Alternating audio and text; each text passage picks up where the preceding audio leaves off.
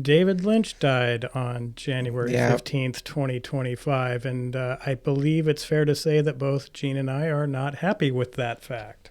he was, yeah, director, producer. That, yeah, great stuff. He produced, and we always like we talk about that the theme of like Hollywood, the industry Mm-hmm. kind of puts their hands on movies and they ruin them.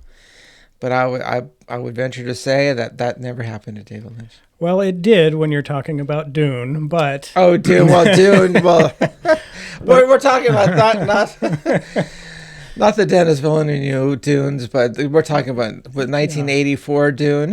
Yeah, yeah. yeah. Okay, I could see that. But I think the Yeah, beauty but of it's been a long time since I've seen that one. yeah, oh, well, yeah, everybody's been a long time. I mean, when I went into the theater to see that for the first time, did you see it at the theater?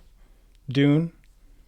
Um, I don't remember. Okay, so It's been a long time. I'm walking into the theater, and because the movie was so hard to follow unless you really knew Dune, they had created these handbooks that they would give you so you could Handbooks. study before you actually watched the movie. It was amazing. It was like an 8-page little handbook, and with all these definitions and Do you who still these have characters this are. thing? I do not, of Oh course. my lord! But it was amazing. But anyway, I think Gene, you're on to the right track though.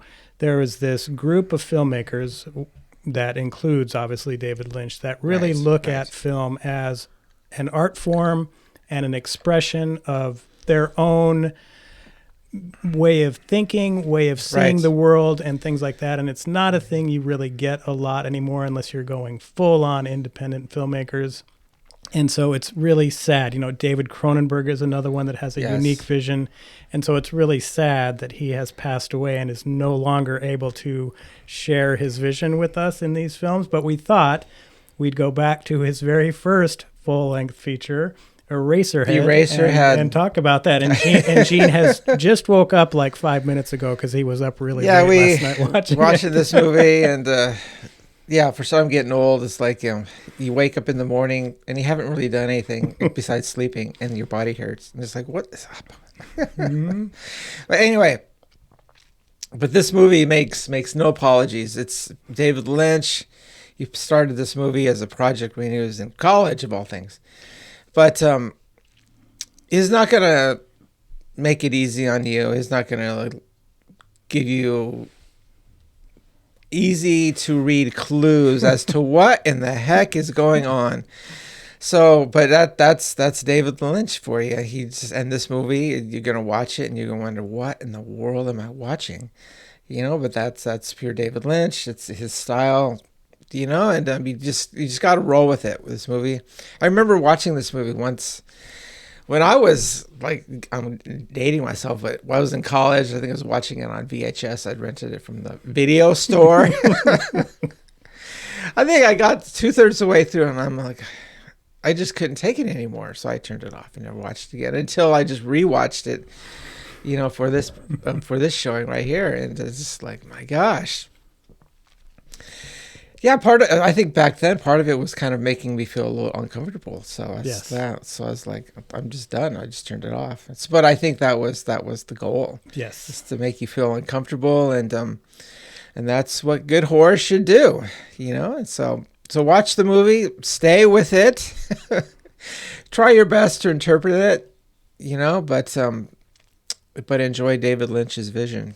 Well, Yeah, and for sure. I think there's a real beauty in this film on Black and white. multiple levels. One, black and white, Yeah. and there's very few movies that absolutely should have been filmed in black and white no matter what, and this is definitely one of them. Definitely. It adds to the overall atmosphere. He sets it in this industrial kind of wasteland sort of thing.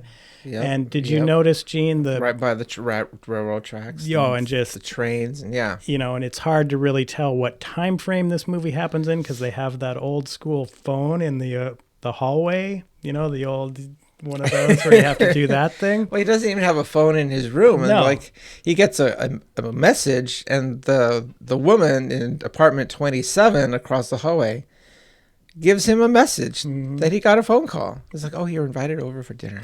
Right, the dinner You better scene. go. But I also think, Gene, there's this really awesome use of sound. David Lynch was basically doing everything in this movie, directing, writing, Yeah. all of that. And the sound design Is great, yes. intense because he always has this industrial noise going on in the background. So you're seeing these visuals, which are very unsettling in many cases, or off-putting, sets you into this world of, why am I not feeling comfortable right now?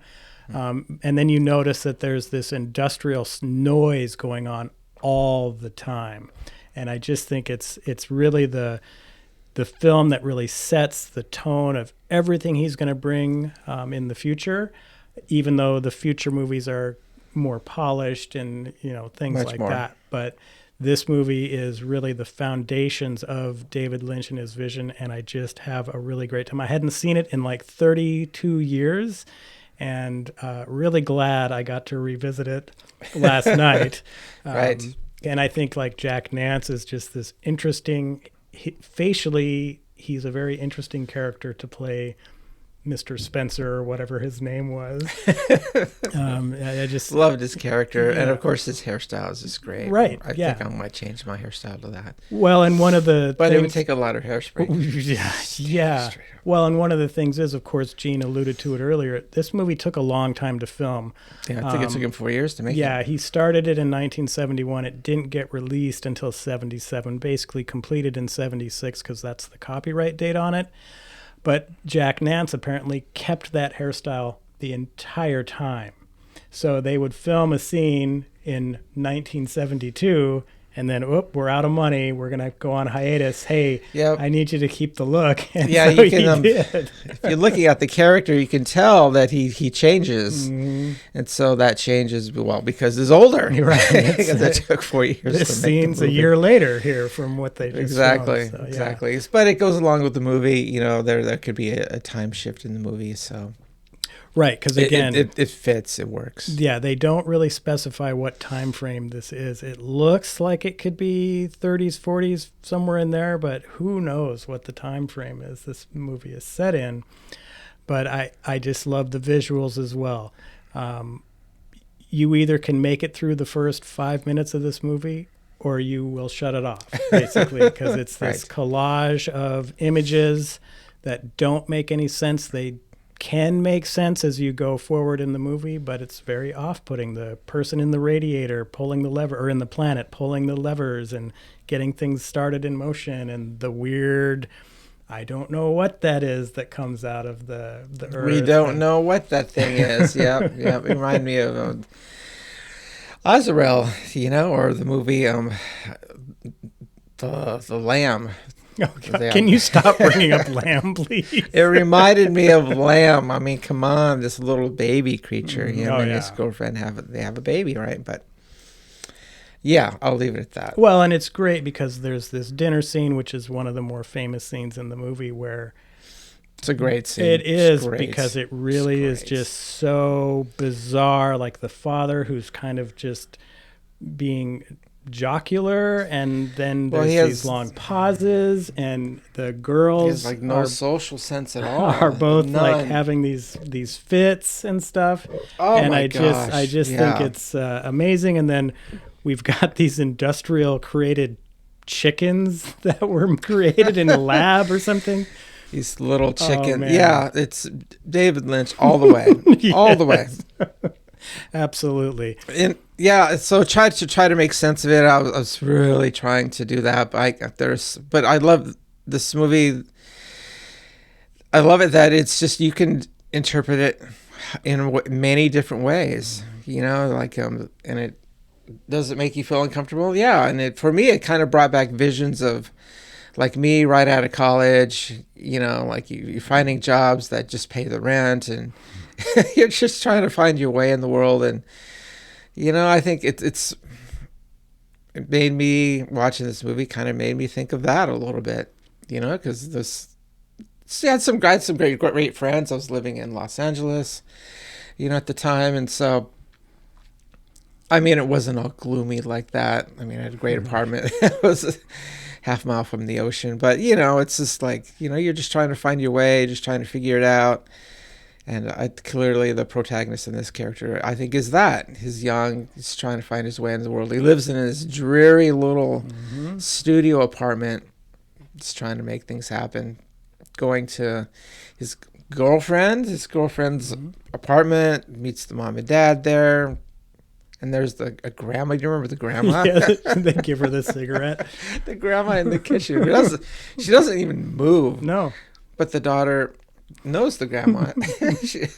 I love it that she walks behind her and puts the salad spoons in the grandma's hands, and then she moves grandma's hands to like toss the salad, like grandma's doing it, and then that's done, of course, and then takes that away, and then she lights a cigarette. Well, no, she puts a cigarette in grandma's mouth, and then she lights it, but grandma knows what to do with the cigarette. But again, she doesn't move. Nothing moves with grandma. You know, it reminds me of other movies I've watched as two people that love movies. It reminded me of the scene where in Brokeback Mountain, where we're visiting Heath Ledger's his character's parents in Wyoming, and you know their house, and it's very austere, it's very blank. There's nothing on the walls. It's just white, and they've just lived their lives just themselves. And I got the sense of that of the girlfriend's parents. You know, it's just like bleak. There's no like vibrancy or color in their lives, and it's like that kind of lifestyle kind of spills over. Yeah, I can't take that analogy too far, but well, that's the whole world. But David Lynch that's is you know, set it's to. just my attempt at understanding. You know, but you watch this movie and you'll come up with something totally different, and I think that's the point. Well, and I would actually take it a little bit more with it is kind of about the anxiety of bringing a child into the world, a parental anxiety going on It's a here. tough thing. And as the movie progresses, because this baby, well, the girlfriend basically says, I don't know if it's human or not, right?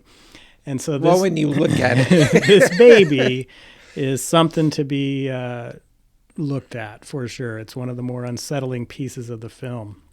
And I just think, because I did a little research, and David Lynch had recently had a child, Right. Jennifer Lynch. And so the thought is that a lot of this film is about his own anxiety coming out of being a new father and having to raise this child and kind of all of that. And so you definitely see that playing through a lot of this film.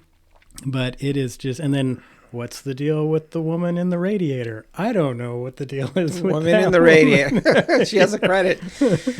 Yeah. I talked with my wife about this one, about the baby, and there's definitely a new parent aspect there, like our second kid, seeing how this movie brings similarities to your life. You know, our second baby was this real colicky kind of baby, and he cried a lot. And so my wife, angel that she is, she definitely took care of, little Evan, and he's a great, 13-year-old now. No, he'll be mad at me. 14. He's 14.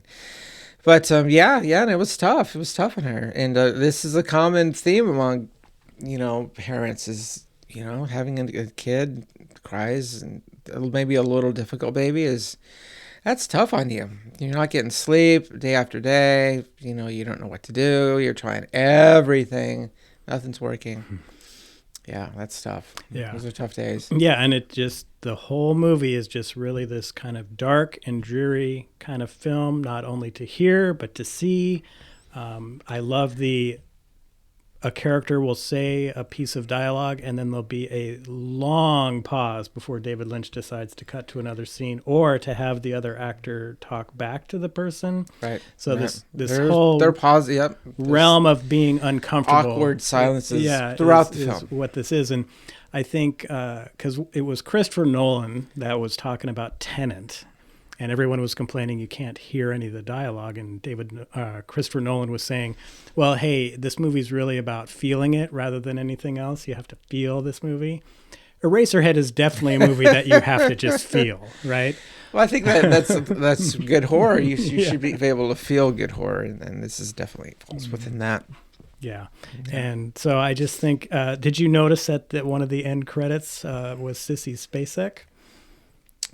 I missed the where was she? She wasn't anywhere in the film, but David Lynch, of course, was having significant trouble finishing this movie because he kept running out of money. And she was one of the people that gave him some money to finish the movie. Go sissy. Yeah. All right, cool I is missed that? that one. Yeah. You know, I think I was looking at the actor credits, and I didn't go much beyond that. Yeah. Yeah, there's no end credits sequence or anything like that where the baby suddenly is alive again or something. Yeah. What's the name of the baby? Right. Well, there won't be one. But David Lynch, of course, would go on to create well-known films. He did two kind of studio films, The Elephant Man and then Dune. Of course, Elephant Man was up for many Academy Awards. Yeah, Elephant Man's great. It's great. A more traditional movie for sure, but definitely a lot of Lynchian scenes, images in that. Yeah. Well, the whole Elephant Man goes with David Lynch. Well, and it was perfect because you've got the Eraserhead baby, and now my next movie is going to be Elephant Man, right? Here's what would have happened if this baby had grown up. It's Elephant Man. Yeah, but then others, Blue Velvet, Lost Highway, and Mulholland Drive, which I love that movie. Yeah. And so, if you for some reason have never experienced a David Lynch movie, I'm not necessarily saying start with Eraserhead, but where would you start with that? Well, I think Mulholland Drive, a very young, I think first time as an actress, Naomi Watts. So that movie is, I remember I saw that in L.A. when I was there, and I remember walking out because I just saw it just me. I just wanted to see it. But you hear other people talking, and the common refrain was like, "What was that?" But again, you just have to roll with it, and just let it sink in. And after a while, it's like, okay. Yeah, well, and David Lynch movies benefit from multiple viewings as well. So you'll catch things that you didn't catch before when you watch it again. But I would say, to answer the question of where do you start, I would almost say start with Twin Peaks Season 1. That gives you a smoother entry into what David Lynch is bringing, right? And Twin then Peaks maybe try, Lost Highway or Mulholland Drive or Blue Velvet. Dennis Hopper is amazing in Blue Dennis Velvet. Hopper, yeah. I would say maybe just go in, just jump into the deep end and just watch Mulholland Drive. It's a movie that's like, here we're getting off a little bit, but it's like two movies in one, because you're going to start with Mulholland Drive, and it's just like really well put together, and you're understanding the movie, and everything's going great until like maybe the 1/3 moment, and then boom, you're somewhere else. And I just have to hang on. It just goes back to, there was a time in Hollywood when directors were appreciated who had these visions. I mean, it really started in the 60s and then into the 70s, a little bit into the 80s, and then there was a change where now you have to be Christopher Nolan in order to make your vision, right? You can't just be the guy that's working with a studio and creating, here's my movie. And David Lynch was one of those guys where I filmed this movie, here it is, I'm not going to cut anything, this is what it is, take it or leave it. And we need to get back to that, Gene. Yeah, I think it's still out there. There are lots of smaller movies that are made like that, and Well, Winnie the Pooh, Blood and Honey, I guess, would have been one of those. It's funny you go back to that. That's just had to do it. I mean, every time you go back to Lamb, I'm going to just pull that one up. But I think like the Robert Eggers with The Witch, right? He's an example, The Witch, I think, for sure. Where the North. Here's the movie I made, and that's the movie you're going to get. And Northman's like that too, and definitely North. I can't say it. It's too early. The vampire movie. Nosferatu. Yeah, it's like that. But I just think and that's one of the beauties. Gene's got his A24 shirt on. That's one of the beauties of A24. Yeah, A24 and David Lynch. I don't know if they ever had conversations. Or I don't know. Seems like it would be marriage made in heaven, though. Well, and I think A24 is one of the last. We look at film as art, and we reach out to people who are artists that are creating film. Heretic is one of those where, what a unique little film that was, and most of A24. I mean, even Lamb. Lamb you know. 24. And so you just really need to search out these movies. You'll find movies that are interesting. You know, Eraserhead is unlike anything you've ever seen before, but that can almost be said of every David Lynch movie, you know. And it's just the beauty of it's going to be different. Yeah, the beauty of who David Lynch was and is. Yeah, and I would say definitely everyone should give a David Lynch movie a shot. I think, you know, modern, you know, Hollywood is definitely kind of formulaic. You know, it's like we're so inundated with like the sequels and Marvel series and that make trillions of dollars and not anymore. Yeah, not anymore. But yeah, it's just like, you know, there's a different way. So let's give it a shot. Yeah, there's movies you experience and have never seen before, and maybe make you think more than you want to think sometimes, and this and that. And that's the beauty of David Lynch films, is they are done by a craftsman. Yeah, I agree. Okay. Gene, what are we doing next week? I don't know. We could do another Lynch movie if you want. Oh, we could, or we could go back to what were we going to do this week, and we decided not to. Malevolent. Yeah, which is okay. A Florence Pugh film. Did you watch it already? No, I haven't watched it yet. So, all right. Because we were going to watch that movie, but then, you know, David Lynch died unexpectedly, and then we switched over to watch one of his movies. Mm-hmm. Yeah, and so we had to start with Eraserhead, start at the beginning, which, you know, again, you should check out. If you think you've seen everything and you haven't seen Eraserhead, you haven't seen everything. Yeah, So we'll do something next week. I think let's do another David Lynch movie. Something will happen for sure. So thanks for tuning in. Bye-bye. Bye.